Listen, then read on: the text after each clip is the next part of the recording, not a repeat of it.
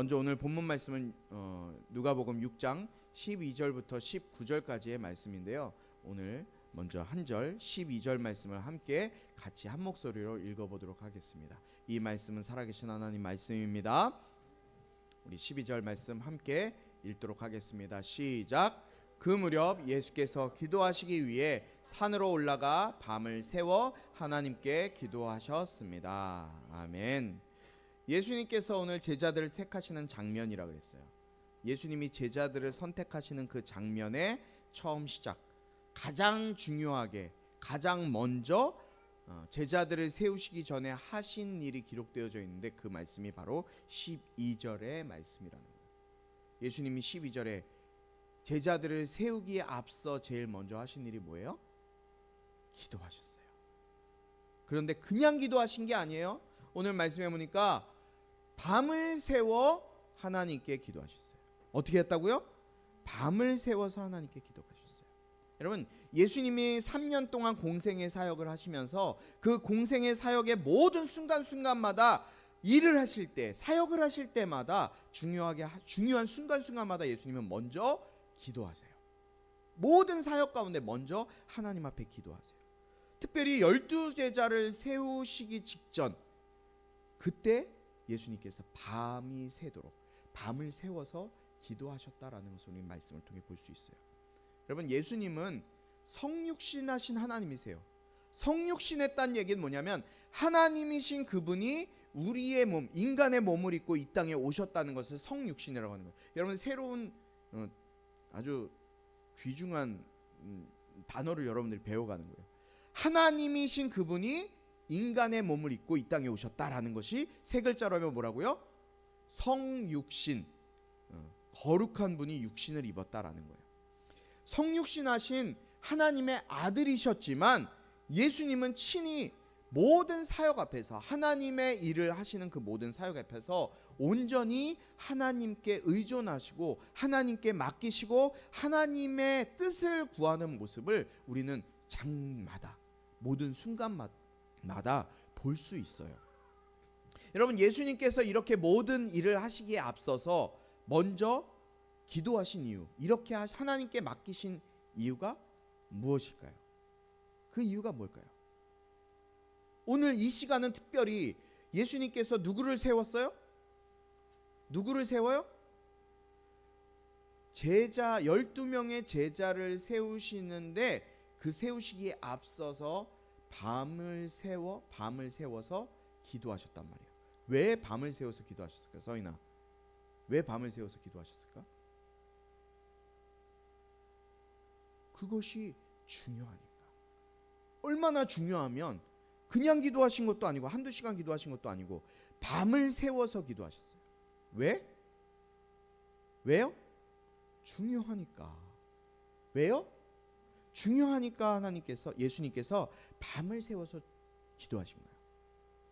모든 인류를 구원하시고자 하는 인류 구원의 역사의 새로운 이정표가 바로 이 제자를 세우는 것에서부터 시작되는 거예요. 그러니까 이 중대한 결정, 이 12명을 세운다는 것은 너무너무 놀라운 일이에요. 이전에는 예수님 혼자 사역을 감당하셨는데 지금은 예수님 혼자 사역을 하시는 거예요? 아니면은 동역자들이 생기는 거예요? 동역자, 예수님, 하나님의 일을 하게 만드는, 하나님의 일을 나눠서 할 수 있는 사람들을 세우시는 그 위대한 중대한 결정 앞에 홀로 예수님께서 밤 새워서 하나님과 교제하시면서 하나님의 뜻을 구하시는 거예요. 그리고 날이 샜어요. 밤이 샜어요. 밤 새도록 예수님 기도하셨으니까 완전히 철야기도 하신 거죠. 철야기도 하시고 예수님께서 제자들을 이제 부르세요. 여러분들, 그 전에 예수님을 따라다니는 제자들이 사람들이 많았을까요? 적었을까요? 맞춰보세요. 우리 이 전에 말씀 5장에 나오는 말씀이 기억나는 분들 계실까요? 누구를 부르셨어요 그때? 누구를 부르셨어요? 5장이요. 누가복음 5장에 세리, 레위를 부르셨어요. 근데 세리였던 레위만 부른 것이 아니라 수많은 사람들이 예수님을 따라다녔잖아요. 세리와 함께 밥 먹었던 거 기억하세요? 많은 죄인들이 먹고 있었잖아요. 그러니까 예수님의 사역을 보면서 수많은 사람들이 예수님을 따라다녔다는 거예요. 그런데 날이 새자 예수님께서 그 많은 사람들이 제자들이 있었음에도 불구하고 이제 12명의 제자를 따로 세워서 부르세요. 자, 13절 말씀을 우리 한 목소리로 함께 읽습니다. 13절 시작. 날이 밝자 예수께서는 제자들을 불러 그중 12명을 뽑아 사도로 부르셨습니다. 아멘. 다시 한번 띄워주세요. 시작. 날이 밝자 예수께서는 제자들을 불러 그중 12명을 뽑아 사도로 부르셨습니다. 아멘. 여러분, 예수님은 수많은 제자들이 있었어요. 많은 제자들이 있었단 말이에요. 그런데 그들 제자 중에서 12명을 뽑아서 선택해서 뭐로 부르세요? 사도라고 부르세요. 사도. 그러니까 예수님의 많은 제자들이 있어요. 그 중에 12명, 여러분들이 아는 12명의 제자가 뭐예요? 사도예요. 사도. 여러분, 많은 사람들 중에 많은 제자들이 있는 그 중에 12명만 빡빡 뽑아서 제자로 삼았다는 것은 뭘 의미할까요? 예수님께서는 지금 한국 교회뿐만 아니라 지금 이 전 세계의 교회 가운데 지금 이 시간에 예배 드리는데 교회들이 얼마나 많이 있어요. 11시 예배 많이 드리잖아요. 2시에도 예배 많이 드려요. 그러니까 예배 가운데 일요일 날 모여서 드리는 이 예배 가운데 수많은 사람들, 수천 명, 수백만 명, 수억 명이 지금 수십억이 예배 드린단 말이에요. 주일날 각 나라와 각 지역에서 각 교회에서 예배를 드려요. 그 수많은 사람 중에 하나님께서 몇몇 사람을 선택해서 부르시는 거예요. 선택하신 거예요. 왜 그랬을까요? 수많은 사람들이 모여서 예배 드려요. 지금도 여기도 지금 예배 드리는 많지 않은 사람들이 있지만 어쨌든 많은 사람들이 모여서 예배를 드린단 말이에요. 이렇게 예배 드리는데 이 많은 사람들 중에 몇몇 사람을 예수님께서 선택하셔서 부르시는 거예요. 왜? 예수님은 이 수많은 사람들에게 다 관심 있는 게 아니에요. 예수님은 특별히 몇몇 사람에게 포커스 하시는 거예요. 포커스.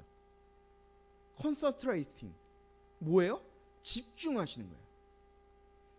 여러분, 교회 나온다고 다 예수 믿고 구원받는 사람 아니에요. 예배 드린다고 다 구원받은 사람들 아니에요. 하나님께서, 예수님께서 집중하시는 몇몇 사람들, 오늘 제자로 부르신, 사도로 부르신 몇몇 사람들에게 예수님의 관심이 있는 거예요. 물론 큰 교회를 세우고 교회를 성장하는 그런 처치 그로스 중요해요. 그런데 예수님은 그 처치 그로스, 교회 성장에 관심이 있는 게 아니라 킹덤 그로스, 하나님 나라 확장, 하나님 나라 성장, 이것에 모든 관점이, 예수님의 관점이 그것에 있었다는 거예요. 교회 성장 중요해요. 교회가 크는 것, 커지는 것 중요해요. 왜냐하면 큰 교회면 그만큼 해야 될 일이 많거든요. 이 한국 교회를 위해서, 또 세계 교회를 위해서, 하나님의 영적인 유니버스 처치를 위해서 해야 될 일들이 그만큼 많이 있어요. 큰 교회 중요해요. 그런데 예수님이 집중하시는 것은 교회 성장이 아니라 킹덤 그로스예요. 하나님 나라 확장, 하나님 나라. 그리고 가장 중요한 것은, 주님의 초점은 하나님 나라 확장, 그리고 주님의 사역을 감당한, 하나님의 사역을 감당할 몇몇 사람, 정말 사도로 부름받아야 될 코어 멤버, 핵심 멤버를 주님께서 지금 모집하시고 있는 거예요. 그리고 그 12제자를 선택하셔서 그들을 사도로 부르셨어요. 사도. 그러면 사도, 오늘 두 가지 중요한 거. 첫 번째, 성육신을 배웠어요. 두 번째는 사도예요. 사도라는 단어는 헬라어로 이야기하면 아포스톨로스라고 해요. 아포스톨로스. 사도라는 단어인데, 이 단어는 무슨 뜻이냐면 보내심을 받은 자예요. 보내심을 받은 자. 밖으로 보내심을 받은 자라는 뜻이에요. 그러니까 사도의 뜻은 뭐예요? 보내심을 받았다는 것이에요. 무엇을 위해서 보내심을 받았어요? 이 12명, 예수님께서 선택하신 이 12명은요, 예수님의 가르침과 예수 그리스도의 복음이 온 세상에 전파되도록 예수님께서 선택하셔서 보내시기 위해서 사도로 부르셨다는 거예요. 그리고 그들은 각 사역지로 보내서 주님의 일이 뭐예요? 주님이 하셨던 일 우리 배웠어요.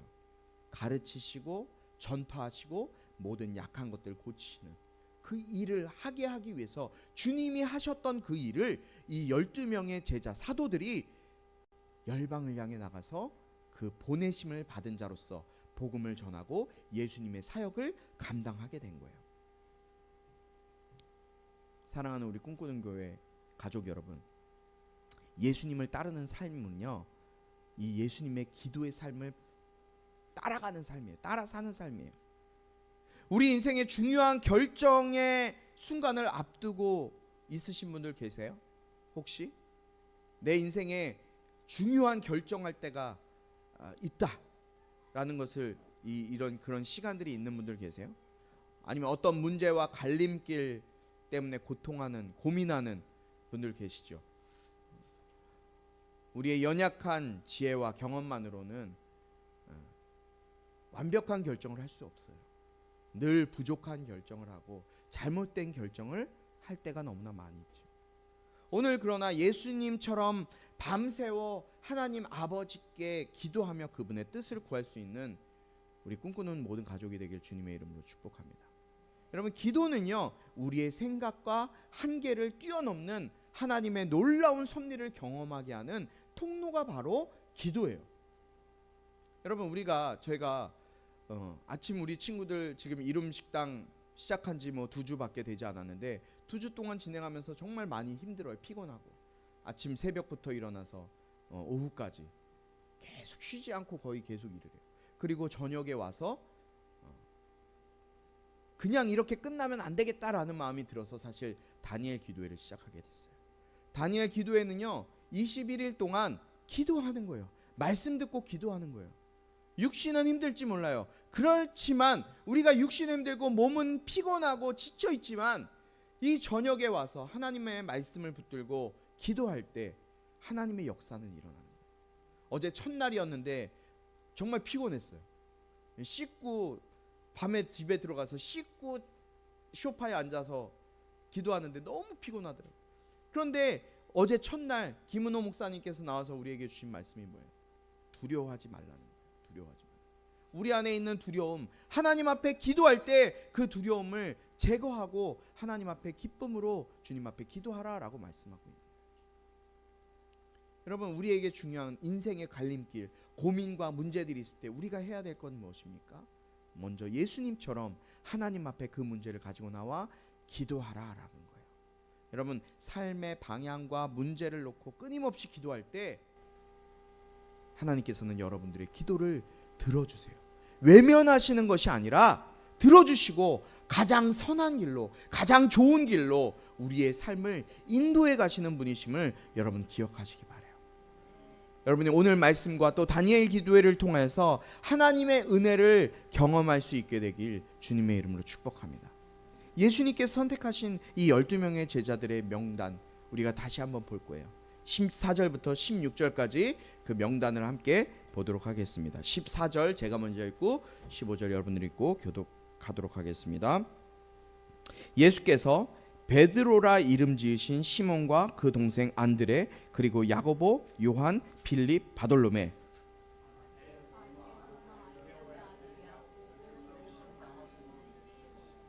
야고보의 아들 유다, 배반자가 된 가롯 유다였습니다. 아멘. 네, 16절까지예요. 여러 종류의 사람들이 포함되어 있어요. 자, 14절에 보니까 누가 나와요? 베드로, 야고보, 안드레, 요한. 뭐 하는 사람이에요? 이 사람들의 직업은 뭐였어요? 물고기 잡는 어부였잖아요. 그리고 우리가 지난주에 봤던 마태는 누구예요? 마태는 누구였어요? 세리였어요. 세리. 당시에 죄인으로 취급받던 사람이란 말이에요. 그런데 오늘 또 등장하는 사람이 있어요. 15절에 셀로신 셀로신이라고 불리는 시몬이 있어요. 이 시몬은 누구냐면 지금 이스라엘을 지배하고 있는 나라는 로마 제국이거든요. 근데 로마 제국에 강하게 저항했던 열심당원이었어요. 민족주의자, 극단적인 민족주의자. 극단적이란 얘기는 어떤 거예요? 지금의 IS 같은 사람들이에요. IS 알죠? 알아요, 몰라요? IS 어떤 사람들이에요? 극단적인 이슬람주의자예요. 자기의 생명을 성전, 거룩한 전쟁을 위해 자기의 목숨을 바치면 자기는 천국 간다. 이런 말도 안 되는 생각을 갖고 사는 사람들. 그래서 막 뭐예요, 이 사람들이? 자산 폭탄하잖아요. 자살 폭탄 테러 막 일으키고 한단 말이에요. 아니에요. 거짓말이에요. 믿지 마세요. 그런데 그렇게 극단적으로 이 로마 정권에 대항했던 사람이 바로 이 셀롯인 시몬이에요. 그런데 세리 마태는 어떤 사람이었어요? 로마에 빌붙어서 로마의 세리로 살아갔던 사람이 바로 이 마태였단 말이에요. 그러니까 이 셀롯인 시몬과 마태는 성향이 어떻겠어요? 어떤 성향이에요? 같은 성향이에요? 반대 성향이에요? 대답 좀 합시다. 어떤 성향이에요? 에? 완전 반대 성향이란 말이에요. 전혀 반대의 사람으로 예수님께서 이 셀롯인 시몬과 마태 또한 예수님의 제자로 부르셨어요. 정치적으로 완전히 극과 극의 상황이란 말이에요. 그들 역시도 부름받아서 제자로서, 사도로서 삶을 살아가게 됐어요. 그리고 마지막 16절에 누가 등장합니까? 예수님을 팔아먹는 가룟 유다까지 포함했어요. 예수님을 팔아먹는 자까지 예수님은 자기의 사도, 제자로 삼으시는 것을 보게 돼요. 여러분, 예수님은 세상의 기준으로 가장 유능하고 경건한 종교 지도자들을 택하지 않으셨어요. 오히려 평범하고 다양한 배경, 다양한 삶의 배경을 가졌고 심지어는 정치적인 성향, 종교적으로 사회적으로도 문제가 있었던 그런 극단적인 성향의 사람들까지도 한데 모으셨어요. 예수님은 제자 공동체를 통해서 우리에게 그 무엇을 말씀해 주시고 계신 걸까요? 예수님께서는 이 12명을 통해서 새로운 이스라엘, 하나님이 계획하시고 하나님이 원하시는 새로운 나라, 하나님 나라 공동체, 그 새로운 공동체를 이루시고자 예수님은 계획하신 거예요. 예수님과 이들이 함께 하기 위해 예수님의 부르심에 어떻게 했어요? 제자들은 모든 것을 다 버려두고 예수님을 따랐잖아요. 예수님이 부르실 때 자기가 갖고 있는 모든 것을 버려두고 예수님을 따랐어요. 주님은 이들을 세상에 보내서 어떤 일을 하세요? 주님의 일을 하게 하시는 거예요. 하나님의 나라의 복음을 전파하는 그 일을 이들을 통해 하게 하시기 위해서 이들을 부르신 거예요.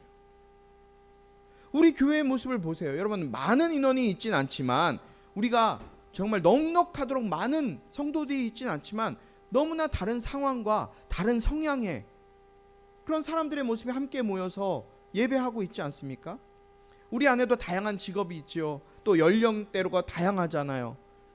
다양한 삶의 배경을 가지고 있잖아요. 그런 다양한 상황 속에 있는 사람들이 한데 모여서 하나님을 예배하고 하나님의 가족으로서 하나의 공동체를 이루며 살아가고 있다고요. 여러분 가운데 혹시 내가 너무 평범하거나 부족하다거나 그렇게 생각해서 주님의 부르심에 망설이고 계신 자들이 있는 사람들이 있지 않아요? 혹은 나랑 너무나 다른 사람 때문에 교회가 너무 힘들어. 쟤는 왜 저래야 되나? 너무나 다른 성격 때문에 신앙생활하기가 어려운 그런 사람들도 있을 것입니다. 그러나 우리가 기억해야 될 것이 있어요. 예수님은 우리가 얼마나 유능한지, 얼마나 완벽한지를 보시는 분이 아니라는 거예요. 주님께서는 우리의 연약함을 아시고 다양한 배경을 가진 우리를 당신의 부르심에 초대하셔서 하나 되게 하셨어요. 하나 되게. 우리는 성령 안에서, 예수 안에서 하나 된 신앙 공동체, 믿음의 공동체, 예수 그리스도의 피로 하나의 몸을 이룬 하나의 가족이고 하나의 몸이라는 사실을 기억하시기 바라요.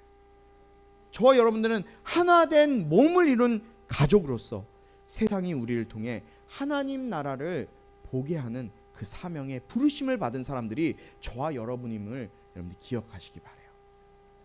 우리 계속해서 17절부터 19절까지의 말씀을 함께 교독하도록 하겠습니다. 제가 먼저 읽습니다. 예수께서 제자들과 함께 산에서 내려와 평지에서 계셨습니다. 거기에는 제자들의 큰 무리가 있었고 또 온 유대와 예루살렘과 두로와 시돈의 해안 지방에서 모여든 많은 백성이 큰 무리를 이루고 있었습니다.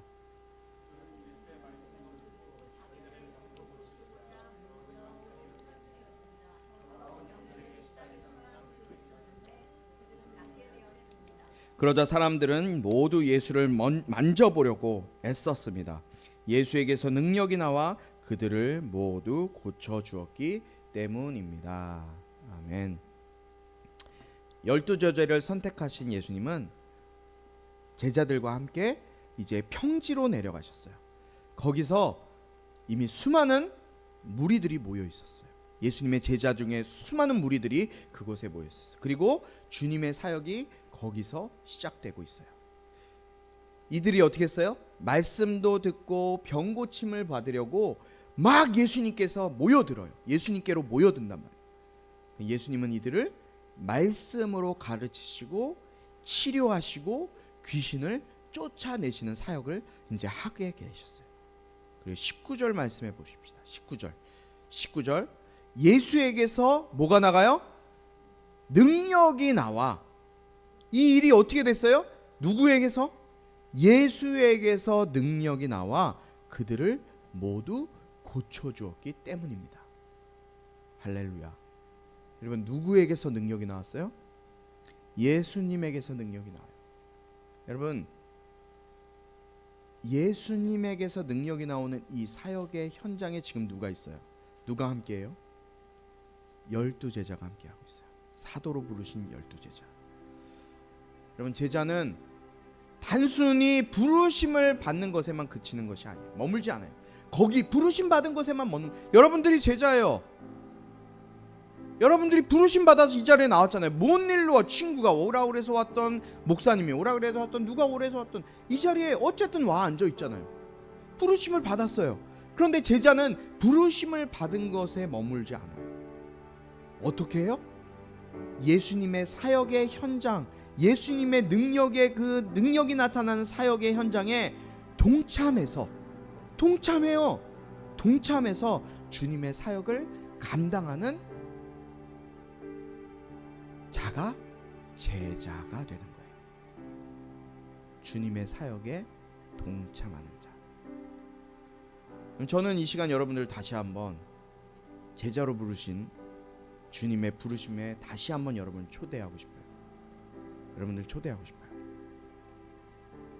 주님은 우리를 그저 많은 무리, 많은 교회 다니는 교인들, 저는 교인과 성도를 분별하게 생각해요.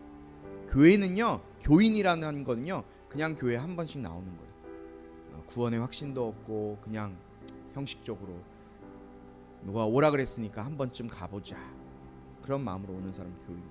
그러나 성도는요, 성도 이름, 그 성도의 뜻이 뭔지 아세요?